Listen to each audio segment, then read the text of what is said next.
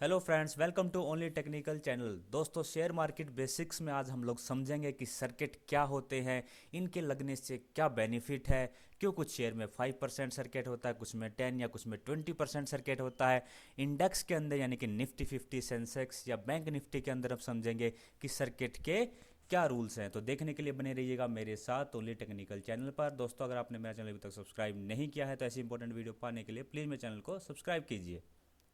चलिए अब समझते हैं सर्किट किसे बोलते हैं। जैसा कि आपको पता है कि मार्केट के अंदर कभी नेगेटिव सेंटीमेंट होते हैं, कभी पॉजिटिव सेंटीमेंट होते हैं। जब नेगेटिव सेंटीमेंट होते हैं तो मार्केट के अंदर ज़बरदस्त सेलिंग आती है, कोई भी शेयर या इंडेक्स हो एकदम डाउन जाता चला जाता है। और जब मार्केट के अंदर पॉजिटिव सेंटीमेंट होते हैं तो किसी शेयर या इंडेक्स के अंदर अपवर्ड मूवमेंट बड़ा ज़बरदस्त तरीके से होता है।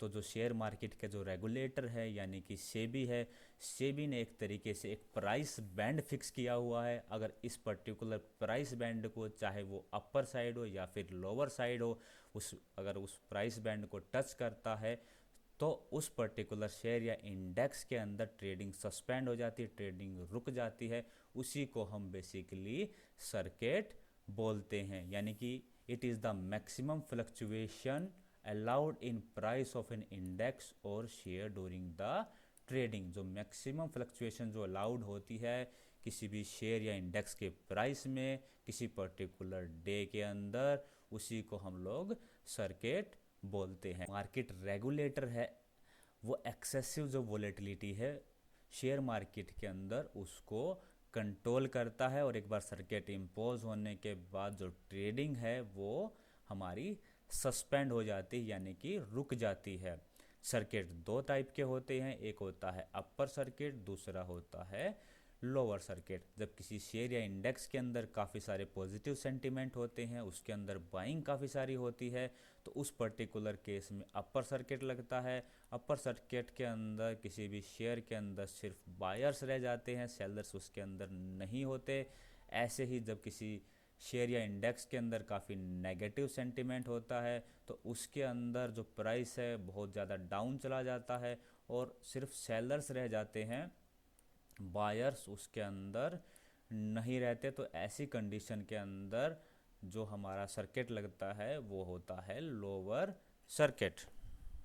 तो आई थिंक आपको सर्किट क्लियर हो गया होगा। ये एक तरीके से एक मैकेनिज़्म होता है जिसके अंदर किसी भी शेयर या इंडेक्स के अंदर जो प्राइस की जो मूवमेंट है उसको किसी पर्टिकुलर रेंज के अंदर फिक्स कर दिया जाता है। अगर उस रेंज को वो तोड़ने की कोशिश करता है तो उस पर्टिकुलर डे के अंदर उसमें सर्किट हमारा इम्पोज हो जाता है यानी कि ट्रेडिंग सस्पेंड हो जाती है। चलिए समझते हैं इसके बेनिफिट। तो जैसा कि मैंने आपको बताया कि मार्केट के अंदर काफ़ी सारे सेंटीमेंट होते हैं जिसकी वजह से हैवी बाइंग या फिर हैवी सेलिंग आ जाती है। तो उसको कंट्रोल करने के लिए किसी भी शेयर के अंदर पैनिक सेलिंग या फिर हैवी बाइंग को कंट्रोल करने के लिए सर्किट इम्पोज किया जाता है। और इसका सबसे जो मेन बेनिफिट होता है वो होता है रिटेलर्स को, बिकॉज जो रिटेलर्स की जो कैपिटल होती है वो काफ़ी स्मॉल होती है। अगर हम सर्किट इम्पोज नहीं करें तो हो सकता है कोई पर्टिकुलर शेयर, मान लीजिए अगर उसकी 100 वैल्यू है और उसके अंदर कुछ नेगेटिव न्यूज़ का फ्लो आ गया तो हो सकता है वो घट के सिर्फ उसी दिन 50 रह जाए, यानी कि जो रिटेलर है उसका जो पैसा है वो आधा हो जाए। इसीलिए सर्किट इम्पोज किया जाता है सो डैट कि जो रिटेलर की जो कैपिटल है वो बची रहे। साथ साथ मार्केट के अंदर आपको पता होगा बहुत सारे ऑपरेटर हैं जो मार्केट को किसी पर्टिकुलर डे ऊपर ले जाते हैं या फिर किसी पर्टिकुलर डे डाउन में ले जाते हैं, या फिर स्पेकुलेटिव ट्रेडिंग जो होती है, इस तरीके का जो ट्रेड होता है, इस तरीके जो ऑपरेटर होते हैं उनसे बचाने के लिए भी सर्किट काफ़ी हेल्पफुल होते हैं। और साथ साथ अगर कोई बहुत ज़्यादा नेगेटिव न्यूज़ है, जैसे कि आपने देखा कोरोना की वजह से 23 मार्च 2020 को जो निफ्टी 50 कितना ज़बरदस्त तरीके से क्रैश हुआ था, तो ऐसी इस तरीके जो ड्रास्टिक क्रैशेज हैं उसको भी अवॉइड करने में सर्किट काफ़ी हेल्पफुल होता है। इनफैक्ट जब 23 मार्च को जिस दिन सर्किट लगा था, जो लोअर सर्किट लगा था, उस दिन जो मार्केट का लो बना था वो 7516 के अराउंड बना था। और सर्किट इम्पोज होने के बाद हमारी ट्रेडिंग लगभग 45 मिनट तक के लिए रुक गई थी। लेकिन मार्केट में देखिए कितने नेगेटिव सेंटीमेंट थे। 10% का सर्किट लगा था लेकिन सर्किट एक बार खुला उसके बाद से मार्केट ने कभी इस लो को टेस्ट नहीं किया, यानी कि सर्किट एक तरीके से मार्केट को या किसी भी पर्टिकुलर शेयर के अंदर कूल ऑफ होने का टाइम देता है। इनफैक्ट 7516 उसका लो था और आज तक उस लो को टेस्ट नहीं किया और लगातार हाई पे हाई बनाए जा रही है मार्केट। और मार्केट ने in fact all time high touch किया है अभी रिसेंटली 12,963 के अराउंड। आई थिंक मार्केट ने नया ऑल टाइम हाई बनाया है। अगर सर्किट नहीं लगता तो हो सकता उसी दिन मार्केट 25-30% क्रैश कर जाती और रिटेलर को काफ़ी सारा नुकसान हो जाता, लेकिन सर्किट इम्पोज हुआ, मार्केट को कूल डाउन का टाइम मिला और ये देखिए मार्केट आज नए हाई पे खड़ी है। तो ये होते हैं मेन बेनिफिट सर्किट इम्पोज करने के। चलिए नेक्स्ट स्लाइड के अंदर देखते हैं कि निफ्टी 50, बैंक निफ्टी और सेंसेक्स के अंदर सर्किट की क्या क्या लिमिट है। तो यहाँ पे 3 तरीके की लिमिट होती हैं। पहली है 10% का सर्किट, दूसरी 15% का और तीसरा होता है 20% का।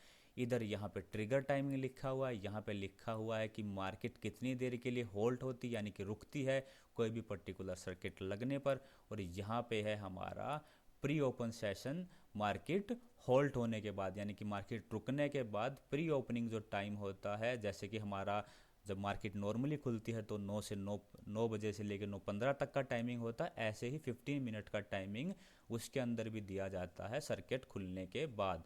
तो जैसा कि आप टेबल के अंदर देख पा रहे होंगे, अगर 10% का सर्किट लगता है और वो 1 बजे से पहले लगता है मार्केट के अंदर, तो 45 मिनट तक जो मार्केट के अंदर जो ट्रेडिंग है वो रोक दी जाती है। और ये जो सर्किट होता है, चाहे वो अपर सर्किट हो यूसी यानी कि चाहे वो अपर सर्किट हो या फिर वो एलसी यानी कि लोअर सर्किट हो, दोनों कंडीशन के अंदर ये हमारा वैलिड है। जो 23 मार्च को जो सर्किट हमारा लगा था वो लोअर सर्किट लगा था और बिफोर 1 PM लगा था, इसलिए 45 मिनट के लिए ट्रेडिंग होल्ड हो गई थी। उसके बाद 15 मिनट हमारा प्री ओपनिंग जो सेशन चला था, यानी कि ऑलमोस्ट 1 घंटे बाद हम नॉर्मल ट्रेडिंग रिज्यूम कर पाए थे। ऐसे ही अगर 1 बजे से लेके 2:30 बजे तक अगर हमारा ये सर्किट लगता है 10% का, तो 15 मिनट के लिए ट्रेडिंग को रोकना पड़ेगा। 15 मिनट हमारा प्री ओपनिंग सेशन होगा। अगर ये जो 10% का सर्किट है वो 2:30 बजे के बाद लगता है तो मार्केट के अंदर कोई होल्ड नहीं होगा। ऐसे ही अगर 15% का सर्किट 1 बजे से पहले लगता है तो 1 घंटा 45 मिनट के लिए रोकना पड़ेगा मार्केट को और 15 मिनट का उसका प्री ओपनिंग सेशन होगा। अगर 1 से 2 बजे के बीच में लगता है तो 45 मिनट रोकना पड़ेगा, अगेन 15 मिनट का प्री ओपनिंग सेशन होगा। और 2 बजे या 2 बजे के बाद अगर लगता है तो पूरे दिन के लिए मार्केट उसके बाद बंद हो जाएगी। साथ साथ अगर 20% का सर्किट मार्केट के अंदर यानी कि इंडेक्स हमारे निफ्टी, बैंक निफ्टी या सेंसेक्स के अंदर अगर लग जाता है any time during the market hour, तो पूरे दिन के लिए हमारी जो मार्केट है वो क्लोज हो जाएगी, यानी पूरे दिन के लिए शेयर मार्केट के अंदर कोई भी ट्रेडिंग नहीं होगी। तो ये हो गए हमारे सर्किट के रूल्स इंडेक्स के अंदर। चलिए नेक्स्ट स्लाइड के अंदर देखते हैं स्टॉक्स के अंदर क्या क्या सर्किट के रूल्स हैं।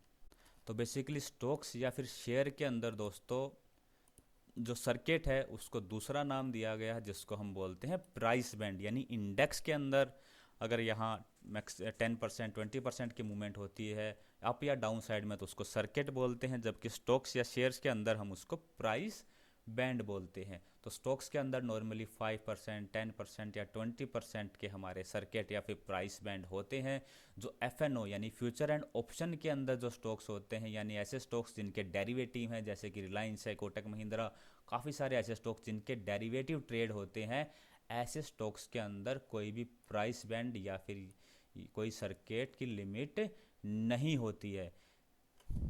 यानी कि ऐसे जो शेयर जिनके अंदर डेरिवेटिव ट्रेडिंग होती है वो कितना भी बढ़ सकते हैं किसी पर्टिकुलर डे के अंदर और कितना भी उसके अंदर गिरावट हो सकती है। हालांकि एक टेम्पररी होल्ड जरूर होता है, जैसे कि अभी रिसेंटली रिलायंस के अंदर 10% का सर्किट लगा था तो उसके अंदर एक टेम्पररी होल्ड आ गया था, कुछ मिनटों के लिए टेम्पररी ज़रूर ट्रेडिंग रोकते हैं, उसके बाद फिर से वो रिज्यूम हो जाती है। देन अगर 15% यानी 5% अगर और भाग जाता है वो या और नीचे टूट जाता है तो 15% पे जब शेयर जाता है तो फिर से एक होल्ड आती है, लेकिन उसके अंदर जो है ट्रेडिंग कुछ मिनटों के लिए सस्पेंड होती है, उसके बाद फिर से रिज्यूम हो जाती है। कहने का मतलब ये है कि जो फ्यूचर एंड ऑप्शन वाले स्टॉक्स हैं उनके अंदर सर्किट नहीं लगता। साथ साथ जो शेयर लिस्ट हो रहे हैं किसी पर्टिकुलर डे के अंदर, उसके अंदर भी कोई सर्किट या प्राइस बैंड का प्रोविज़न नहीं होता। वाली कैटेगरी के स्टॉक्स हैं जैसे कि रुचि सोया है या फिर अदानी ग्रीन है, उसके अंदर जो है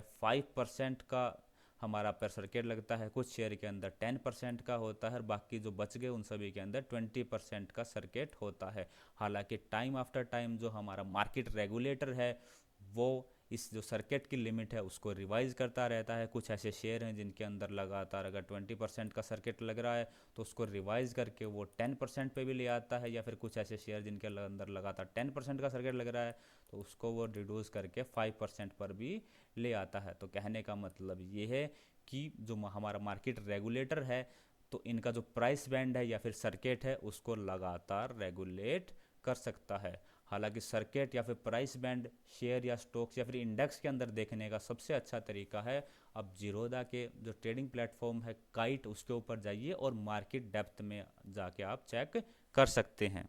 ये मैं एक बार आपको दिखा भी देता हूँ। ये देखिए, ये जीरोधा का ट्रेडिंग प्लेटफॉर्म है काइट। काइट के अंदर ये देखिए निफ्टी का नवंबर फ्यूचर है। जैसे मैं मार्केट डेप्थ पे क्लिक करूंगा, यहाँ पे आप नीचे देख पा रहे होंगे लोअर सर्किट की जो वैल्यू है वो है 11,584 की और अपर सर्किट की जो वैल्यू है वो है 14,158 की।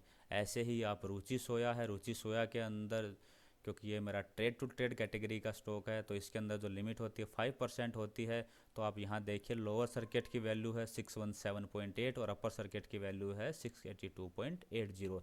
यानी कि यहाँ पे आप आसानी से मार्केट डेप्थ के अंदर देख सकते हैं किसी भी शेयर के अंदर को क्या सर्किट की वैल्यू है। ऐसे रिलायंस के अंदर लोअर सर्किट की वैल्यू 1709 है और अपर सर्किट की है 2089। हालांकि जैसे कि मैंने आपको बताया कि जो रिलायंस जैसे जो शेयर हैं जिसका डेरिवेटिव या फ्यूचर ऑप्शन में जो ट्रेड होते हैं, ऐसे शेयर्स के अंदर जो सर्किट लगता है वो टेम्पररी लगता है, कुछ मिनटों के लिए होल्ड होता है, उसके बाद दोबारा से ऐसे शेयर के अंदर ट्रेडिंग रिज्यूम हो जाती है।